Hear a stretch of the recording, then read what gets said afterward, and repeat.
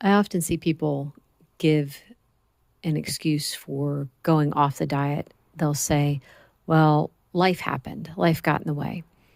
And that's the reason why they went off. And I was thinking about that, especially this past week. Things have been really tough with my youngest daughter. As some of you know, she is going through a very odd medical problem. It's been going on a year and a half, and this past week and a half has been really, really bad for her. We did get a doctor's appointment, and here's what happened. That was a really hard day. It was so hard to watch her in pain as we were driving, because the trip itself took over an hour to get there. And every bump in the road, and there's a lot, every bump in the road, her face grimaces, and she's just in so much pain, and she's so sick to her stomach, and it hurts to see her like this, and I can't do anything to help her. Now, after the doctor's visit, she said, can we please just sit in the parking lot for a little bit because I just don't want to move. She's like, I don't ever want to move again. So we're sitting there. It had been a day and a half since she had had anything to eat. She could hardly even drink any water. And she was saying, when all of this is over, I want to have some Nutter Butters. And my husband's like, you know what? There's a store across the street. Let me go see if they have them. And he got them. He didn't just get the Nutter Butters. He also got a container of Oreo cookies and Fig Newtons. Now, these are like the trifecta. Those are three of my favorite kinds of cookies. And she's laying there and he's like, can you please just try to eat just one Nutter Butter? So she picked it up and she took a little nibble and she was able to hang on to it. And so as we're sitting there and she would just take a little nibble, little drink of water, little nibble, little drink of water.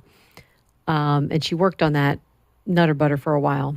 And then she did actually start to feel a tiny bit better. And we were able to head home. Now, here's the thing. What's going on with her? This is life happening. This is life getting in my way.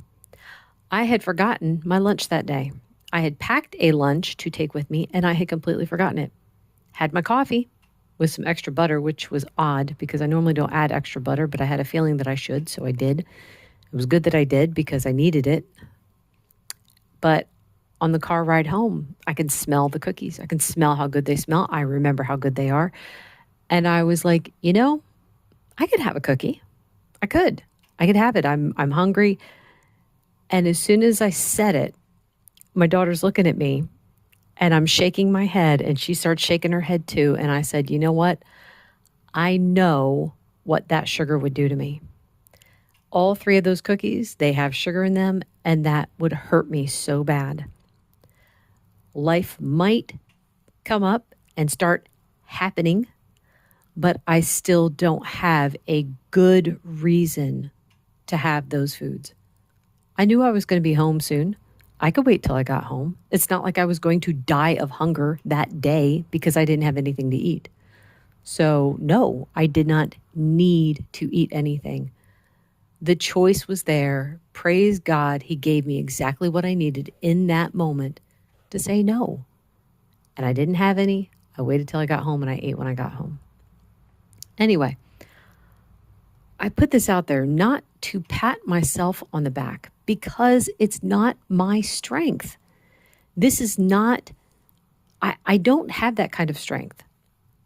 The reason I can get past that kind of moment is because I gave this journey to God.